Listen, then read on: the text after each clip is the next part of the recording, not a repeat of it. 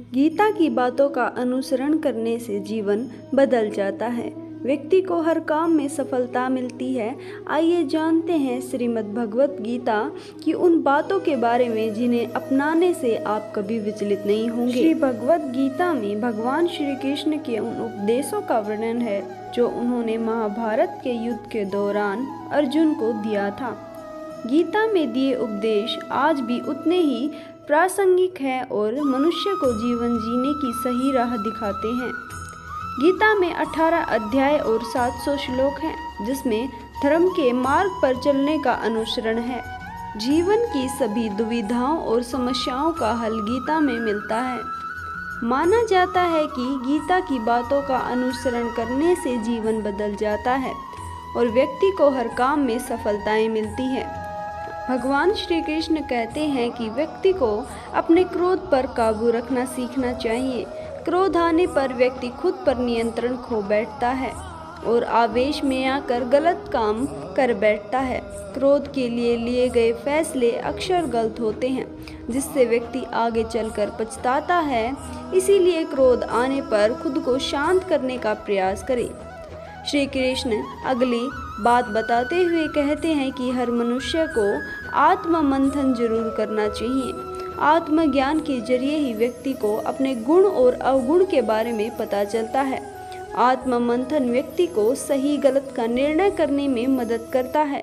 इसलिए कुछ समय अकेले रहकर आत्म मंथन जरूर करें। श्री कृष्ण के अनुसार व्यक्ति को स्वयं का आंकलन करना बेहद ही आवश्यक है। जब आप खुद को ही नहीं समझेंगे, तब आप स्वयं से जुड़ा कोई भी फैसला मजबूती के साथ नहीं ले सकेंगे। जब मनुष्य अपने गुणों और कमियों को जान लेता है, तब वह अपने व्यक्तिगत का सही ढंग से निर्माण कर पाता है। गीता के उपदेश में भगवान श्री कृष्ण कहते हैं कि हर व्यक्ति को अपने मन पर नियंत्रण रखना चाहिए। मन बहुत चंचल होता है, यह हमारे दुखों का कारण बनता है। जो व्यक्ति अपने मन पर काबू पा लेता है, वो सफलता की राह पर चल पड़ता है।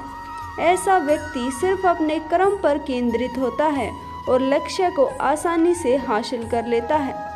श्री कृष्ण के उपदेश के अनुसार व्यक्ति को उसके कर्मों के अनुरूप ही फल मिलता है।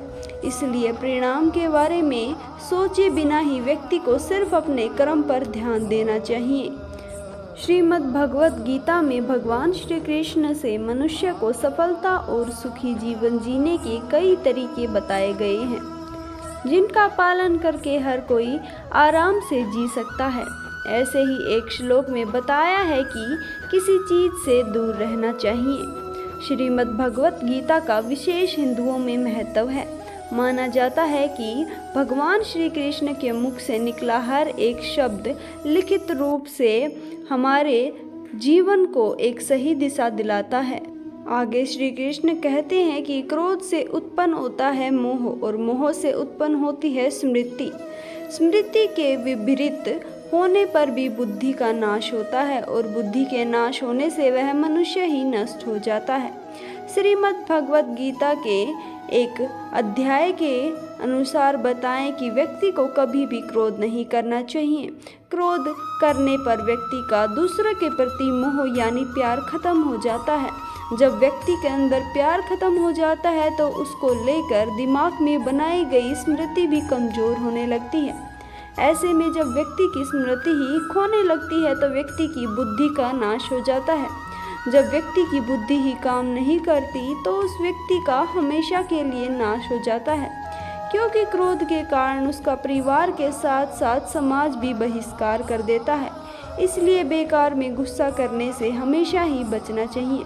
श्री कृष्ण ने जीवन जीने के कुछ ऐसे उपाय बताए हैं जिनको अपनाकर मनुष्य अपनी जिंदगी को सफल बना सकता है।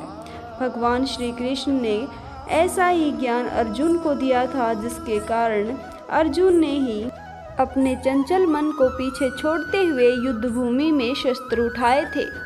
तो दोस्तों, अगर आप भी भगवान श्री कृष्ण को मानते हैं तो उनके कहे हुए बातों पे जरूर चलें।